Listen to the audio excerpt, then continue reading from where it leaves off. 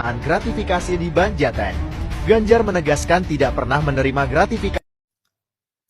Ganjar Pranowo tetap dilaporkan ya, dan dia meskipun dia membantah ya nggak bakalan ada maling mengaku, ya kan? Tapi Ganjar ini membantahnya tidak seperti biasanya. Biasanya dia kan selalu gencar tuh mengumpulkan pers, mengumpulkan wartawan, apalagi tentang kecurangan pemilu. Tapi kali ini dia seakan-akan seperti mingkem dia, seperti ketakutan. Makanya kita lihat prosesnya seperti apa. Kalau korupsi biasanya koruptor itu nggak bakalan mengaku. Kita masih lihat, kita masih ingat lah bagaimana Anas Urbaningrum waktu itu, beliau juga mengaku nggak korupsi, bahkan beliau juga mau digantung di Monas, ya kan? Tapi nggak tahu nih Ganjar, kita lihat. Tapi Ganjar ini sepertinya nggak seberani seperti biasanya dia di depan pers. Dia seperti ketakutan ya. Kita lihat nih orang nih. Dan baru-baru ini kita dikagetkan oleh seorang Ibu Irma, ya, seorang politikus dari Nasdem yang secara belak-belakan kelakuan dari DPR. Katanya Bu Irma itu kalau mau menyalahkan pemerintah saja itu salah. Karena DPR juga seperti itu. Makanya kita lihat videonya dari Bu Irma ini. Gua respect. Dia tuh tidak mau menyalahkan satu sama lain, tidak mau menyalahkan satu oknum ya. Tapi dia juga meminta kepada DPR dan yang lain untuk introspeksi diri. Yang gua salut di sini juga beliau meminta kepada mahasiswa jangan mau disuruh turun ke jalan untuk demo hanya untuk kepentingan partai politik, jangan mau deh. Itu bagus itu Bu. Kita lihat videonya. Mati.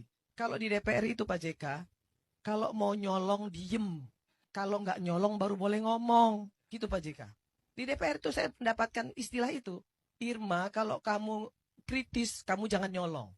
Tapi kalau kamu mau nyolong, kamu diem-diem aja. Jangan ngomong-ngomong. Jadi aja follower. Itu yang terjadi sekarang.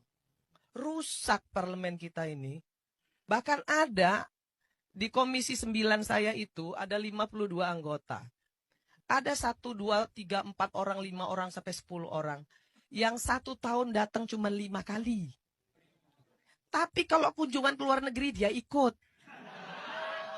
Kalau kunjungan kerja dia ikut ambil duit. Tapi nggak pernah datang.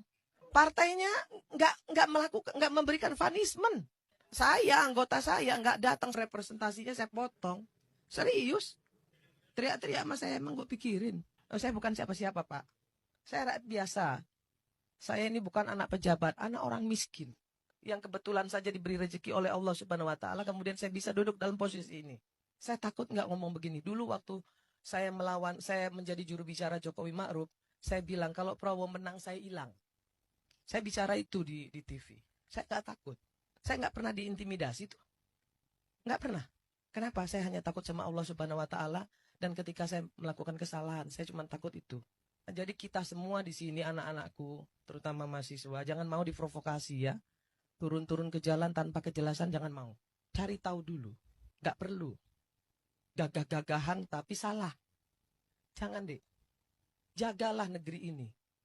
Yang lebih penting adalah persatuan dan kesatuan bangsa kita ini nggak boleh dipecah-pecah. Jangan ini oknum-oknum yang banyak ngomong hari ini, itu justru menghadap-hadapkan rakyat dengan rakyat dan menghadap-hadapkan rakyat dengan pemerintah. Itu yang terjadi. Akademisi kita banyak juga kok partisan. Nih, banyak juga lah media yang partisan, yang berpihak. Bilang enggak, tai kucing. Tai kucing, saya tahu juga kok. Ya kan? Jadi nggak usah bilang paling benar diri kita sendiri, nggak usah. Hari ini ayo kita benerin sama-sama. Partai politik salah, ayo kita benerin. Itu yang harus kita lakukan hari ini. Buka mata kita semualah. Jangan karena kita berpihak kemudian kita menyalahkan salah satu pihak, jangan. Kalau memang membenahi negeri ini, kalau memang negeri ini harus kita jaga, ayo kita jaga sama-sama.